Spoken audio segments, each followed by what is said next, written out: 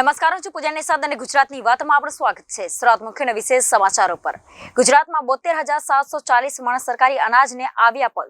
સરકારે કબૂલી કે ગાયબ છે ગરીબોનું અનાજ. સગે વગે કરવા મામલે વિધાનસભામાં ચોંકાવનારાઓ ખુલાસાઓ. જાણો સમગ્ર માહિતી શું છે.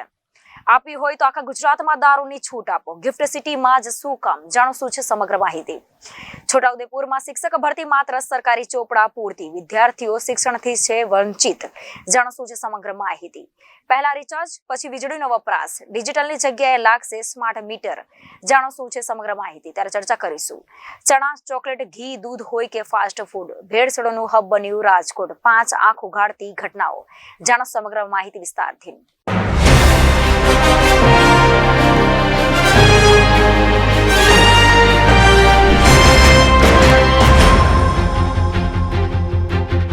તો ગુજરાતની વાતમાં ચર્ચા કરીએ. સમાચાર વિગતવાર. ગુજરાતમાં લૂંટવામાં ગરીબોને પણ બાકાત રાખવામાં આવતા નથી. હવે ગરીબોના અનાજ પર તરાપ મારવામાં આવી રહ્યું છે. રાજ્યમાં ગરીબોના અનાજની સરેઆમ ચોરી થઈ રહી છે. ગુજરાત વિધાનસભામાં આજે પૂછાયેલા પ્રશ્નોના જવાબમાં અનાજ સગે વગે કરવાના ચોંકાવનારા આંકડા સામે આવ્યા છે. રાજ્યમાં સરકારી અનાજ સગે વગે કરવામાં ચોંકાવનારી વિગતો ગૃહમાં રજૂ કરાઈ હતી, જેમાં ખુદ સરકારે કબૂલ્યું હતું કે રાજ્યના 11 જિલ્લાઓમાંથી 14,54,726 કિલોગ્રામ અનાજનો મસ્ત મોટો જથ્થો સગે વગે થયો છે. સરકારે વિધાનસભામાં આપેલી માહિતી મુજબ ગુજરાતના 11 જિલ્લામાં ₹2,57,986 કિંમતનો અનાજનો જથ્થો સગે વગે થયો છે. આ અનાજ ગરીબો માટેનું હતું, જે બારોબાર ક્યાં ગયું એ કોઈને ખબર નથી, અથવા તો સરકાર ખબર પાડવા માંગતી નથી. કોંગ્રેસના ધારાસભ્યો દ્વારા પૂછાયેલા પ્રશ્નો પર સરકારે ગૃહમાં આ જવાબ આપ્યો હતો, જેમાં સુરતમાં સૌથી વધુ 4,99,000 કિલોગ્રામ સરકારી અનાજનો જથ્થો સગે વગે થયો હતો. તો સાબરકાંઠા જિલ્લામાં 4,77,000 કિલોગ્રામ સરકારી અનાજનો જથ્થો સગે વગે થયો હતો. હજી ગઈકાલે જ ગુજરાતના પંચમહાલ જિલ્લામાં આ કૌભાંડ સામે આવ્યું હતું. ગોધરામાં ગરીબોનું અનાજ ચાઉ કરી જવાનો મામલો સામે આવતા સમગ્ર પંથકમાં ભારે ચર્ચા ઊભી થઈ છે. ડુપ્લિકેટ સોફ્ટવેરના સહારે અનાજ ચાઉ કરી જતા હતા. આ સમગ્ર મામલામાં ગુજરાતના મોટા નેતાનો અધિકારી પર પોલીસ ફરિયાદ ન કરવા ફોન આવ્યા હોવાની વાતે હડકંપ મચાવ્યો હતો, જેમાં આ રેકેટની અંદર જિલ્લા પુરવઠા અધિકારીને પોલીસ ફરિયાદ ન કરવાની ભલામણ કરી હોવાનો ઘટસ્ફોટ સામે આવ્યો છે. શ્રી નરેન્દ્ર મોદી વિકાસ મિશનના પ્રમુખના નામે જિલ્લા પુરવઠા અધિકારીને ફોન કરવામાં આવ્યો હતો. ફોન નંબર રામજીભાઈ કરંગિયાનો હોવાનું સામે આવ્યું છે. મહત્વનું છે કે ગરીબોનું અનાજ ડુપ્લિકેટ સોફ્ટવેરની મદદથી સગે વગે કરવાના ગંભીર ગુનામાં પોલીસ ફરિયાદ કરવી જરૂરી છે, પરંતુ આ મામલે પોલીસ ફરિયાદ ન કરવા જિલ્લા પુરવઠા અધિકારી એસટી મકવાણાને ફોન આવતા કેસમાં નવો વળાંક આવ્યો હતો. સામાન્ય યોજના હેઠળ કૃષિ વીજ જોડાણ સંદર્ભે વિધાનસભા ગૃહમાં પૂછાયેલા પ્રશ્નો ઉત્તર આપતા ઉર્જા મંત્રી કનુ દેસાઈએ જણાવ્યું હતું કે રાજ્યના ખેડૂતોના હિતમાં મહત્તમ કૃષિ વીજ જોડાણ માટે રાજ્ય સરકાર સદાય તત્પર છે. ખેડૂતોને નવા વીજ જોડાણ માટે ખૂબ જ માલૂમી રકમ ચૂકવવાની પડતી હોય છે.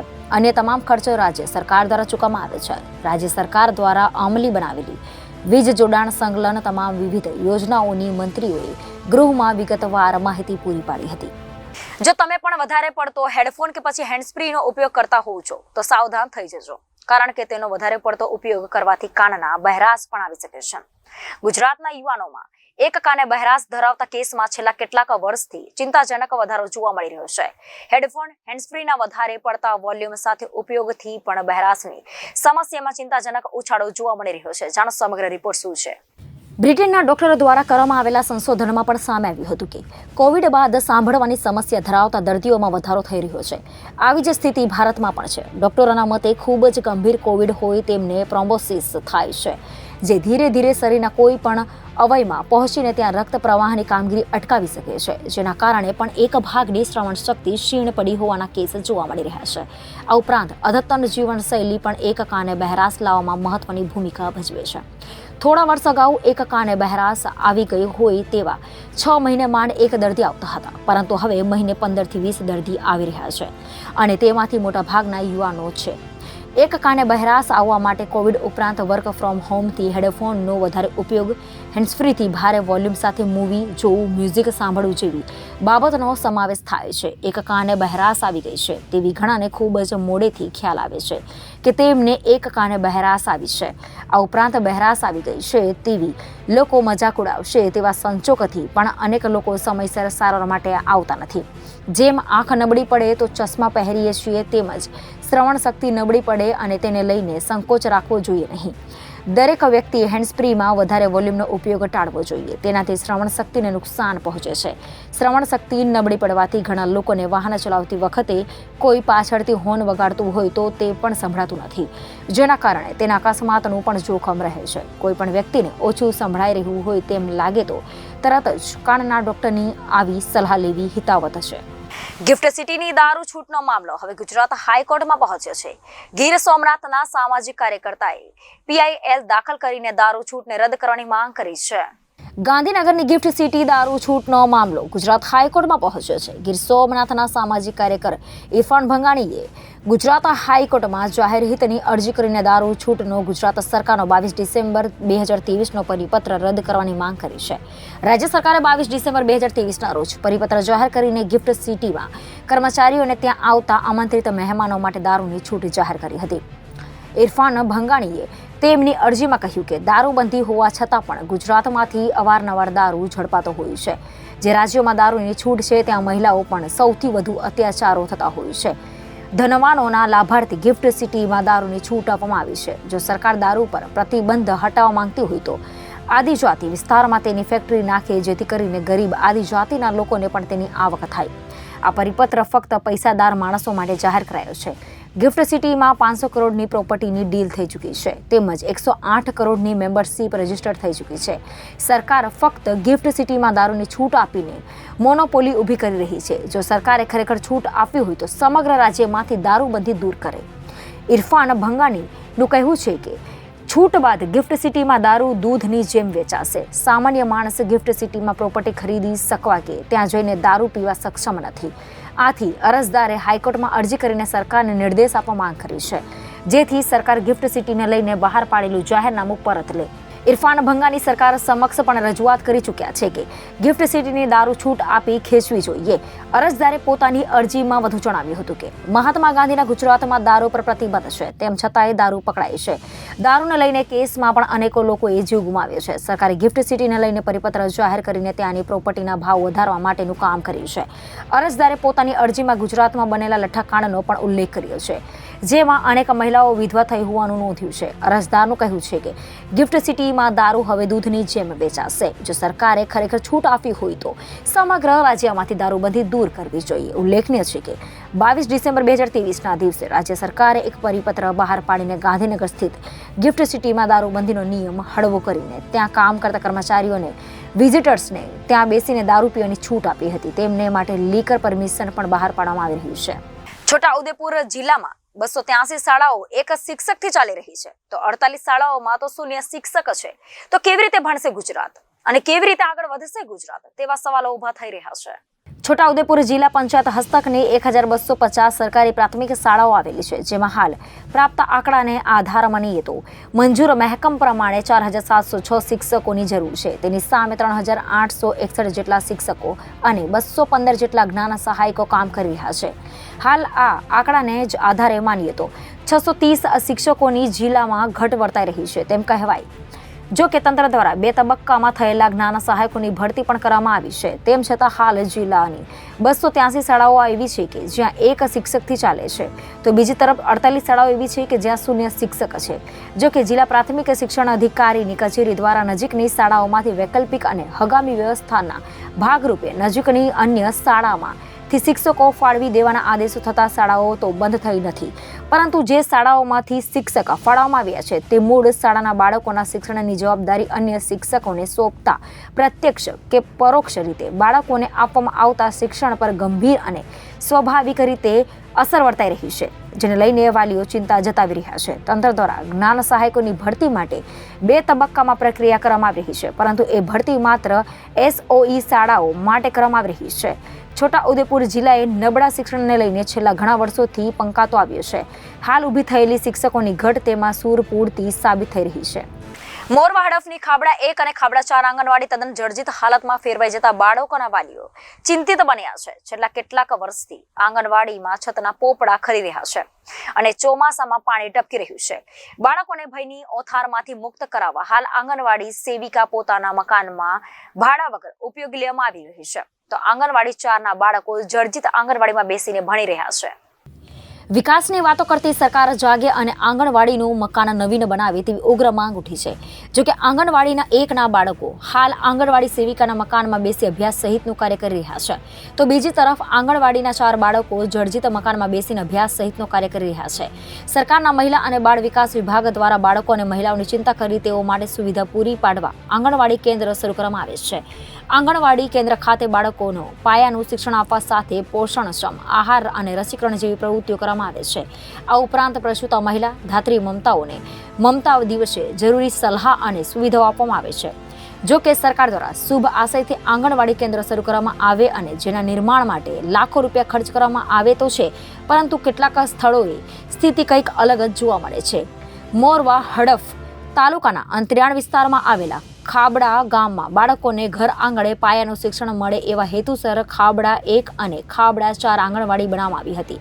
આ બંને આંગણવાડીમાં હાલ 50 જેટલા બાળકો અભ્યાસ માટે આવે છે, પરંતુ છેલ્લા કેટલાક વર્ષોથી આ આંગણવાડી 1નું મકાન જર્જરિત થઈ ગયું છે અને છતમાંથી પોપડા ખરી રહ્યા છે અને ચોમાસામાં ખૂબ જ પાણી પડી રહ્યું છે અને આ સર્જિત સ્થિતિ અંગે સંલગ્ન જવાબદારોને વારંવાર રજૂઆત કરવામાં આવી હોવા છતાં આજ દિન સુધી નવું મકાન બનાવવામાં આવ્યું નથી, જેના કારણે આંગણવાડી સેવિકા દ્વારા પોતાના મકાનમાં બાળકોને બેસાડી ભણાવી રહ્યા છે, પરંતુ પ્રાઇવેટ મકાનમાં બાળકોને લગતી સુવિધાઓ સાથે સરકારની પરિયોજનાઓનો પૂરતો લાભ મળતો નથી, જેના કારણે બાળકો આંગણવાડી જતા નથી, જેથી વાલીઓ ખૂબ જ ચિંતિત જોવા મળી રહ્યા છે અને બાળકોને આંગણવાડીમાં મોકલવા કે નહીં મોકલવા તેવી સ્થિતિ સર્જાઈ રહી છે. તો બીજી તરફ ખાબડા ગામમાં જ આવેલી ખાબડા 4 આંગણવાડીનું મકાન જર્જરિત થયું છે, જેમાં ચોમાસા દરમિયાન પાણી ટપકે છે, જેના કારણે મકાનમાં લાઇટ જેવી સુવિધાઓ નથી. સાથે જ મકાનના દરવાજા બાયના તૂટી જતા બાળકોને હાલાકી ભોગવી પડી રહી છે, જેના કારણે બાળકો આંગણવાડીમાં જાય અને ઘરે પાછા આવે ત્યાર સુધી બાળકોના વાલીઓમાં ચિંતાનો માહોલ જોવા મળી રહ્યો છે. ત્યારે વહેલી તકે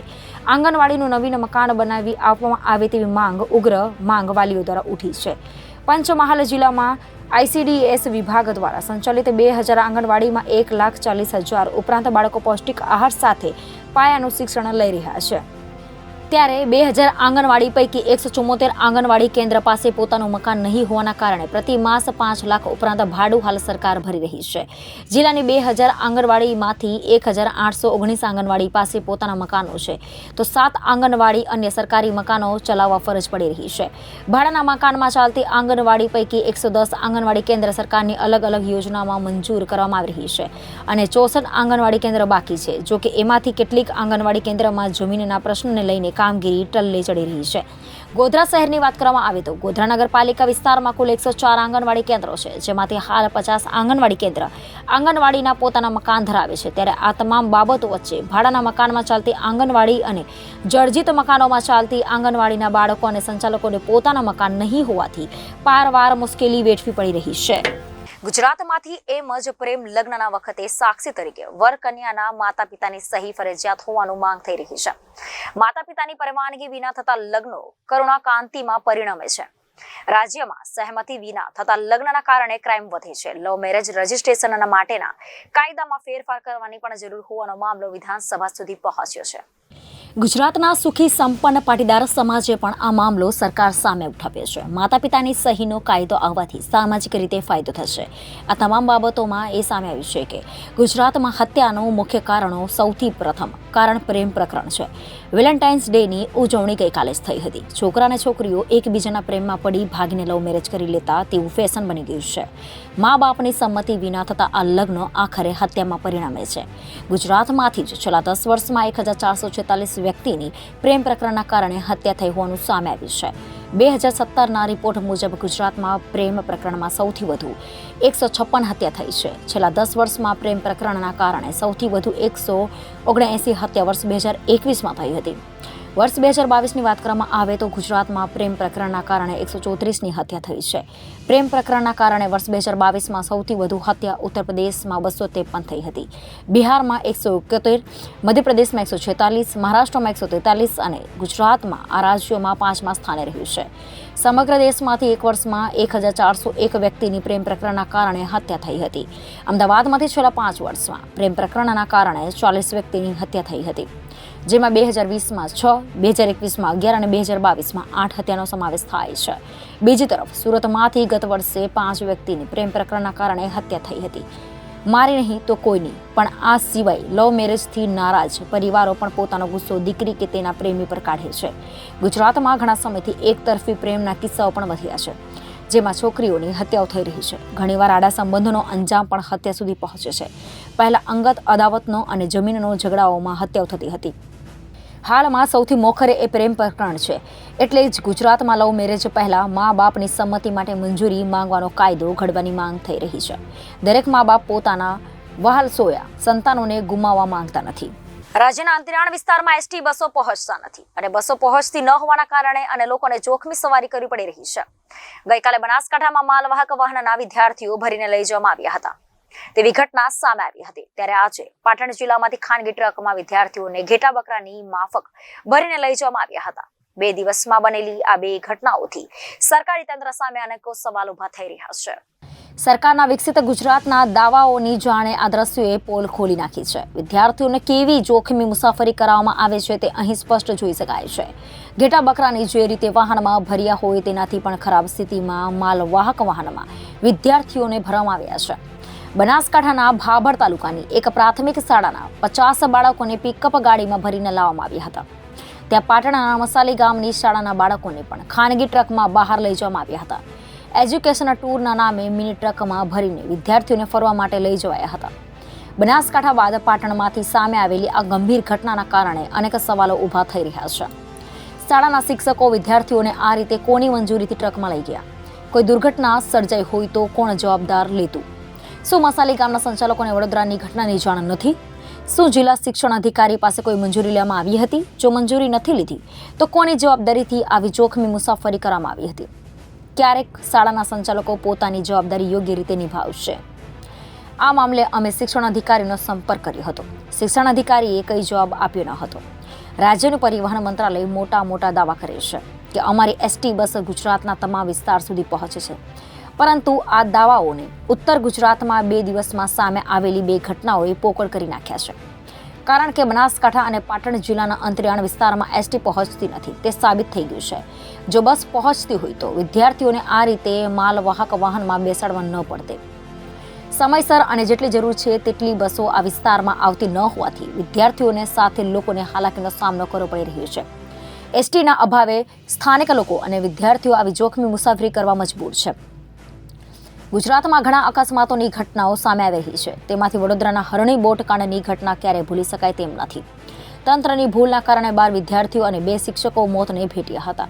આ ઘટના પછી શાળાઓ કેમ હજુ સુધરવાનું નામ નથી લઈ રહી તે પણ એક સવાલ છે. આશા રાખીએ છીએ કે સરકાર અંતરિયાળ વિસ્તારમાં એસટી બસોની સંખ્યા વધારશે, કારણ કે એસટીના સવારી સલામત ગણવામાં આવે છે. જોવું રહ્યું કે સરકારનો પરિવહન વિભાગ ક્યારે ગુજરાતના દરેક ગામડામાં એસટીની સુવિધા પહોંચાડે. હવે ટૂંક સમયમાં જ તમારા ઘરમાં વીજળી માટે સ્માર્ટ મીટર લાગી જશે, જે પણ રિચાર્જ કર્યા પછી જ ચાલશે. અમદાવાદમાં લાગવાની શરૂઆત થઈ ચૂકી છે. જાણો સમગ્ર માહિતી શું છે. હવે એ સમય પણ દૂર નથી કે જ્યારે તમારે મોબાઈલ રિચાર્જની જેમ જ ઇલેક્ટ્રિક મીટર પણ રિચાર્જ કરવા પડશે, કેમ કે આવા જ સ્માર્ટ મીટર રાજ્યમાં અને તેમાં પણ અમદાવાદમાં લાગવાની શરૂઆત થઈ ચૂકી છે. વીજળીના વધુ ઉપયોગને કંટ્રોલ કરવા તેમજ અન્ય સમસ્યાઓને નિવારવા માટે રાજ્ય સરકાર દ્વારા આ કોન્સેપ્ટ લાવવામાં આવ્યો હતો. જે પ્રોજેક્ટને મંજૂરી આપતા રાજ્યમાં તેની અમલાવરી શરૂ કરાઈ છે. જે અમલાવરી શરૂ થતાં જ રાજ્યમાં કેટલાક વિસ્તારમાં હવે સ્માર્ટ ઇલેક્ટ્રિક મીટર લગાવવાની શરૂઆત કરી દેવામાં આવી છે. જેમાં દહેગામમાં મીટર લગાવાયા છે. સાથે જ અમદાવાદમાં પ્રથમ નરોડા વિસ્તારમાં યુજીવીસીએલ દ્વારા આ મીટર લગાવવાની શરૂઆત કરી દેવાઈ છે. જ્યાં યુજીવીસીએલ દ્વારા નરોડામાં પાયલોટ પ્રોજેક્ટ હેઠળ આવા 170 ઉપર સ્માર્ટ ઇલેક્ટ્રિક મીટર લગાવાયા છે. કેન્દ્ર સરકારના RDSS એટલે કે revamped reform link result base distribution sector રિકલ પ્રોજેક્ટ હેઠળ આ કામગીરી કરાઈ રહી છે. જે મીટર શરૂ થતાં જ પહેલા રિચાર્જ કરો અને બાદમાં વીજળીનો ઉપયોગ કરો તેવી પ્રક્રિયા જોવા મળશે. સ્માર્ટ મીટર સામાન્ય મીટર જેવા જ હોય છે, પણ તે મીટરને સ્માર્ટ બનાવવા તેમાં RF વાયરલેસ સિસ્ટમ, જેને રેડિયો ફ્રીક્વન્સી કહેવાય છે, તેની એક ચિપ લગાવવામાં આવશે, જેનાથી મીટર રિચાર્જ કરી વીજ પાવરનો ઉપયોગ કરી શકાશે. જે સિસ્ટમ ઓપરેટ કરવા અંદાજે 200 કનેક્શન પર એક DCU સિસ્ટમ ફિટ કરવામાં આવશે, જે સેટેલાઇટ સાથે કનેક્ટ હોય છે, જેના થકી દરેક કનેક્શન ધારકના મીટરના ડેટા પર મોનિટરિંગ થાય છે અને તેની મદદથી સિસ્ટમની મદદથી વીજ કંપની અને ગ્રાહક એપ્લિકેશન મારફતે જાતે પણ દરરોજ કેટલા યુનિટ વપરાયા, દરરોજ કેટલા યુનિટના કેટલા નાણાં થયા, કેટલું રિચાર્જ કરાવ્યું અને ક્યારે રિચાર્જ કરવાનું જેવી વિવિધ માહિતી મેળવી શકે છે. તેમજ રિચાર્જ પૂર્ણ થવા આવે એટલે મેસેજ પણ ગ્રાહકને જાય છે કે રિચાર્જ પૂર્ણ થવા આવ્યું તો જલ્દી રિચાર્જ કરાવી શકાય, જેથી વીજ પુરવઠો ખોરવાય નહીં, કેમ કે રિચાર્જ પૂર્ણ થતાં વીજ પુરવઠો આપોઆપ બંધ થઈ શકે છે, જે નવી સુવિધાને લોકો વધાવી રહ્યા છે. જોકે જેઓ સ્માર્ટ મોબાઈલ ઉપયોગ નથી કરી શકતા, તે ઉપયોગ કરવાનું જાણતા નથી તેવા લોકોને હાલાકી પડી શકે છે તેવું પણ લોકોનું માનવું છે. રાજ્યમાં અમદાવાદમાં પ્રથમ નરોડા, તેની સાથે દહેગામ અને અન્ય સ્થળે હાલ આ સ્માર્ટ મીટર લગાવવામાં આવી રહ્યું છે, જે મીટરને લઈને હાલ પોલિસી મીટર ચાલતી હોવાથી તેને રેગ્યુલર મીટર તરીકે ઉપયોગ કરી રહ્યા છે, જે પોલિસી મીટરમાં યુનિટ દીઠ કેટલો દર રાખવા જેવી વિવિધ બાબતે નિર્ણય લેવાઈ શકે છે, જેથી વીજ કંપની અને ગ્રાહકને હાલાકી ન પડે. જે પોલિસી મીટર ક્લિયર થતાં સ્માર્ટ મીટર શરૂ કરી દેવાશે, એટલે કે લોકોએ હવે સ્માર્ટ ઇલેક્ટ્રિક મીટરની ટેવ પાડતા શીખી લેવું પડશે. રાજકોટના સ્વાદ રસિકોએ જાગૃત થવાની જરૂર છે. 30 દિવસમાં 5થી વધુ અખાદ્ય પદાર્થોના પર્દાફાશ થયો છે. દૂધ, ઘી, અખાદ્ય દાબેલા ચણા, ફાસ્ટ ફૂડમાં સડેલા શાકભાજીનો ઉપયોગથી લઈને હવે ચોકલેટ સુધીની ચીજ વસ્તુઓમાં ભેળસેળનો પર્દાફાશ થયો છે. ભેળસેળીઓ અને હલકી ગુણવત્તાનું હબ બની રહ્યું છે રાજકોટ. રાજકોટમાં અનેક વારના ચેકિંગના રિપોર્ટ મોડા આવતા લોકો પણ અંધારામાં રહેતા હોય છે. બીજી તરફ બહારનું ખાવાના શોખીનોએ ચેતવાની ખૂબ જ જરૂર છે. આ વાત ન માત્ર છેલ્લા 30 દિવસની છે, પણ રાજકોટમાં આ પહેલા પણ ઘી, તેલ, મરચાં, હળદરથી લઈને લસ્સી તેમજ શ્રીખંડમાં ભેળસેળ સાબિત થઈ ચૂકી છે. અખાદ્ય પદાર્થ ન માત્ર સામાન્ય બીમારી આપી શકે, પરંતુ જીવલેણ સાબિત થઈ શકે છે.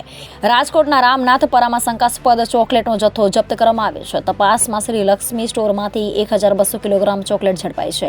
મહાનગરપાલિકાના આરોગ્ય વિભાગે બાતમીના આધારે દરોડા પાડતા મોટી માત્રામાં બ્રાન્ડ વિનાની ચોકલેટ મળી આવી હતી. મળી આવેલી ચોકલેટ કોઈ પણ બ્રાન્ડ વિનાની ચોકલેટ હોવાથી તપાસ શરૂ કરાઈ છે. અખાદ્ય પદાર્થના હબ બનતા રાજકોટના આરોગ્ય ખાતા સામે પણ અનેકો સવાલ ઊભી થયા છે. અખાદ્ય પદાર્થ વેચનાર અને બનાવનારને કાર્યવાહીનો જાણે ડર જ ન હોય તેમ બેફામ લોકો સુધી અખાદ્ય ચીજ વસ્તુઓ પહોંચાવી રહ્યા છે. ભેળસેળિયા બિંદાસ પોતાના ખિસ્સા ભરી રહ્યા છે. રાજકોટને એક પરિણીતાને અમરેલીના તાંત્રિકે ફસાવીને બળાત્કાર કરી રૂપિયા પડાવી લેવાની મોટી છેતરપિંડી સામે આવી છે. ત્યારે શું છે આ તાંત્રિક ભુવાની માયાજાળ? શા માટે આ મહિલાને પોતાની જાળમાં ફસાવી? શું હતી મહિલાની મુશ્કેલી અને મજબૂરી? અંધશ્રદ્ધામાં ફસાયેલી મહિલાની દર્દભરી કરુણા કહાની જોઈએ આ રિપોર્ટમાં. રાજકોટની એક મહિલાને અમરેલીના તાંત્રિકે કેવી રીતે ફસાવી? શા માટે તે વિજ્ઞાન જાથાના આશરે ગઈ? તેમની સાથે દુષ્કર્મ આચરી મોટી રકમ ભુવાએ તેમની પાસેથી પડાવી લીધી. પુત્ર પ્રેમમાં અંધ બનેલી મહિલા અંધશ્રદ્ધામાં ફસાણી. આ તમામ ઘટનાનો પર્દાફાશ રાજકોટના વિજ્ઞાન જાથાએ કર્યો છે. વિજ્ઞાન જાથાએ ચેરમેન જયંત પંડ્યાએ આ પરિણીત છૂટાછેડા થયેલી મહિલાની આ ફીતી સાંભળી અને આ તાંત્રિક ગેંગનો પર્દાફાશ કર્યો અને પોલીસનો સહારો અને સહકાર મેળવી મહિલાને ન્યાય આપવાનો પ્રયાસ કર્યો. ગુજરાતમાં અનેક લોકો અંધશ્રદ્ધાના શિકાર બન્યા છે અને ફસાઈ જાય છે. અમરેલીનો તાંત્રિક અને વિસાવદરનો રાવણદેવ આ રાજકોટની મહિલાને ફસાવી હતી. હવસનો શિકાર બનાવી ઉપરાંત જુદી જુદી જગ્યાએથી જુદા જુદા વિધિના બહાના હેઠળ 3 લાખ જેવી રકમ આ મહિલા પાસેથી પડાવી હતી, જે બાબતની અમરેલી તાલુકા પોલીસ મથકમાં ફરિયાદ દાખલ કરવામાં આવી હતી. ત્યારે આ અમરેલી પોલીસે ફરિયાદના આધારે આરોપીની ધરપકડ પણ કરી છે. રાજકોટની મહિલાએ તેના પતિ સાથે છૂટાછેડા લીધા હતા. તેને સંતાનમાં પણ 3 વર્ષનો દીકરો છે. આ બાળકની મહિલાને ખૂબ જ યાદ આવતી હતી અને તેમનું મોઢું જોવાની ઈચ્છા હતી. તેમનો બાળક તેમની પાસે આવે તેવું માતા ઈચ્છતી હતી. તેથી તે તાંત્રિકની માયાજાળમાં આવી ગઈ હતી. અંધશ્રદ્ધામાં ફસાયાની જાણ અમરેલી એસપી હિમકરસિંહ અને તાલુકા પીઆઈ સમક્ષ રજૂ કરતા 3 પુરુષો અને 1 મહિલાને તાત્કાલિક દબોચી લેવાયો છે. તમામે પોતાનો ગુનો પણ કબૂલ કર્યો છે. સમગ્ર ઘટના વિશે અમરેલી ડીવાયએસપીએ જણાવ્યું હતું કે રાજકોટના ભોગ બનનાર મહિલાને તેના પતિ સાથે છૂટાછેડા થઈ ચૂક્યા હતા અને તેમના 3 વર્ષનું બાળક અને તેમના પતિ સાથે રહેતું હતું. આ ઘટનાને લઈને અને તેમના ઘરમાં પણ કલેશ થયો હતો. ત્યારે ભારતીબેન નામની એક વ્યક્તિની આ મહિલાનું કહેવું છે કે તમારા ઘરમાં કોઈ વડગાડ છે, તેને દૂર કરવા માટે મુકેશભાઈ નામના મારા જમાઈ છે. તે તાંત્રિક વિધિ જાણે છે અને અમરેલીમાં રહે છે. તે તમારો આ વડગાડ અને પ્રશ્ન દૂર કરી આપશે. તે મહિલાએ મુકેશનો સંપર્ક કરાવ્યો હતો. મુકેશ અને તેમના પતિ રાધિકા દ્વારા અલગ અલગ જગ્યાએ વિધિ કરાવી અલગ અલગ રકમો પડાવી હતી. થોડાક મહિના બાદ મુકેશે એવું જણાવ્યું હતું કે વડગાડ ખૂબ જ ભારે છે અને તે મારાથી હવે દૂર થઈ શકે તેમ નથી, માટે હવે આપણે મોટા ભુવાનો સંપર્ક કરવો પડશે. ત્યારબાદ વિસાવદર ખાતે રહેતા સુરેશ રાવણ નામના ભુવા સાથે વાતચીત શરૂ કરવામાં આવી હતી અને વિસાવદર ખાતે રહેતા સુરેશ રાવણ નામના વિધિના નામે પૈસા પડાવ્યા અને આ કહાનીમાં દિનેશ રીબડિયા નામનો એક વ્યક્તિ પણ સામેલ હતો. આમ કુલ 5 વ્યક્તિઓ, જેમાં તાંત્રિક મુકેશ અને તેમની પત્ની રાધિકા રાવણદેવ, ભુવો સુનિલ તથા દિનેશ રીબડિયા અને ભારતી તેમજ એક અજાણ્યા વ્યક્તિ દ્વારા આ તમામ દ્વારા અંધશ્રદ્ધા ફસાવી હતી. છેવટે આ ટોળકીએ મહિલાને એવું જણાવ્યું હતું કે આ કામ ખૂબ જ અઘરું છે અને તમારા દીકરાનો જીવ જોખમમાં હોય, તેમને બચાવવું હોય તો તમારે મારી સાથે શારીરિક સંબંધ બાંધવો પડશે, તેમ કહી આ દુષ્કૃત્ય આચરવામાં આવ્યું હતું. આમ આ 5 લોકો અને એક અજાણી વ્યક્તિ સામે દુષ્કર્મ, ઠગાઈ સહિતના વિવિધ કલમો ઉમેરીને ગુનો દાખલ કરવામાં આવ્યો હતો અને તપાસ હાથ ધરવામાં આવી હતી. હાલમાં 5 પૈકી 4 વ્યક્તિઓને પોલીસે દબોચી લીધા છે અને પૂછપરછ હાથ ધરવામાં આવી છે. આમ પુત્ર પ્રેમમાં એક મહિલાએ લાખો રૂપિયા અને પોતાના શરીરનો ભોગ આપી અંધશ્રદ્ધામાં ફસાઈ હોવાનો કિસ્સો અમરેલીમાં સામે આવ્યો છે. ત્યારે આવી અંધશ્રદ્ધામાં અનેક લોકો ફસાય છે અને છેવટે નિષ્ફળતા જ મળે છે. ત્યારે આજના યુગમાં લોકોમાં ક્યારે જાગૃતિ આવશે તેવો પ્રબુદ્ધ લોકો સવાલો ઉઠાવી રહ્યા છે. તો ગુજરાતની વાતમાં લઈએ વિરામ. વધુ સમાચારો માટે જોતા રહો જનાદેશ ન્યૂઝ. નમસ્કાર.